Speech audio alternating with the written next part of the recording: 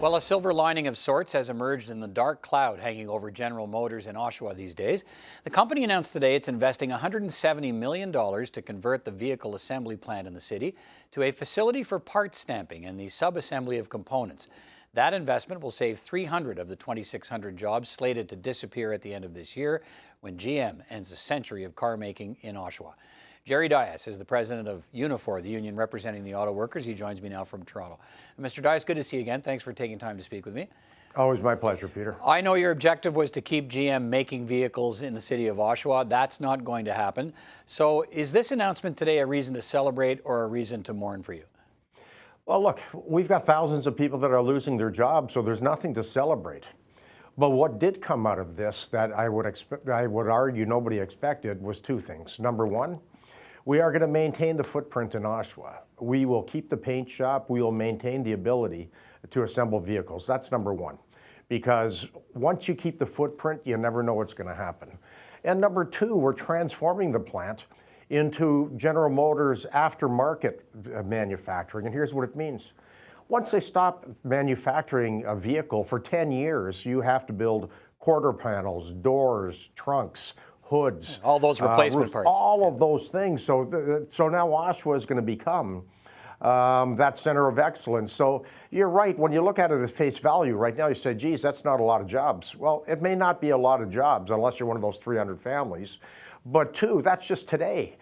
Ask me where we're going to be in December. Ask me where we're going to be next year. Well, but that's a good point. I mean, as you point out, you're losing, and I've pointed out, you're losing 2,600 jobs at that plant and saving just 300. And I know that 300 jobs is 300 jobs. So can they ever be replaced, that total amount? I mean, how optimistic are you about this? With a new operation like this, is there that much room down the road to grow this new venture into something that could replace those jobs in Oshawa? There's no question. That's why it's important to maintain the integrity of the plant. You just have to look at General Motors' history when they say, look, the plant's closed, it's a fait accompli. But it's not true. I take a look at the Orion plant in Michigan, a GM plant that closed in 2009. They were totally idled. They started manufacturing again in 2011, and just last month they announced a $300 million investment that'll create another 400 jobs. Spring Hill, Tennessee, a plant that employed thousands at one time. In 2009, same thing. They stopped vehicle manufacturing altogether and they built parts. Here they are right now with about 3,700 people in the plant making vehicles, and they just announced last month they're putting a third shift on in the operations. I take a look at the GM plant in California, the NUMMI plant, which is now the Tesla plant that employs 10,000 people. So the key thing is that you maintain the integrity, the ability to manufacture.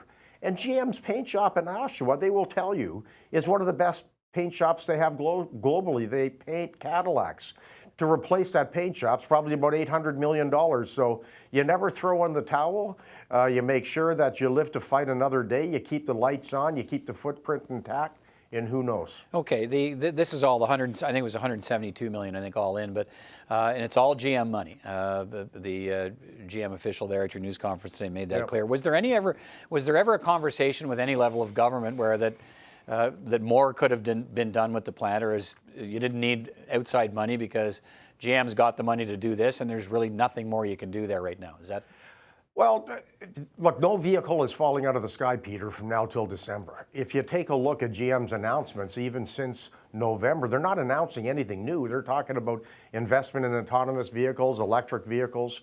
They announced last year, of course, that they would be building the Chevy Blazer in their Mexican facilities.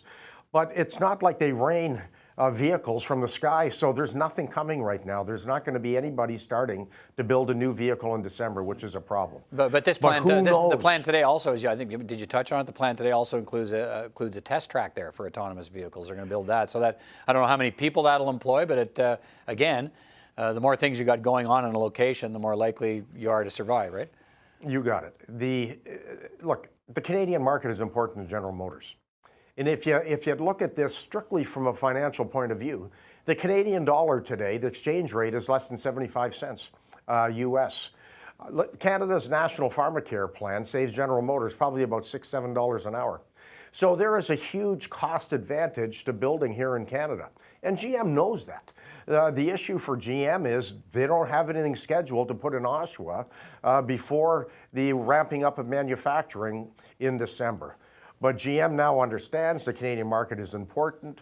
So look, we're trying to find some common ground here to make sure that we keep some jobs, but obviously I know that we'd love to fight another day, and GM is even saying that there are significant growth opportunities for this business, which there clearly is. Okay, take us behind the scenes if you wouldn't mind. How did the process go? Well, I got a limited amount of time and it was a long process, but how did it go from a complete shutdown of the GM plant in Oshawa to, wait a minute, there may be something we can do here and let's get behind it? What happened? Well, I think General Motors came to the dramatic conclusion that I'm a nice person, and and they want to spend more quality time with me. No, I think. You can't hear me laughing, can you, Jerry? I didn't mean. No, I can sorry. hear you laughing. You can't hear me laughing internally. Look, Canada is an important market for General Motors.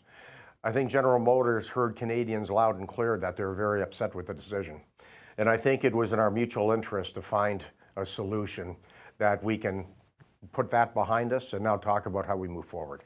So am I thrilled? No. But am I optimistic? Yes. Okay, Jerry Dias, thanks for your time today.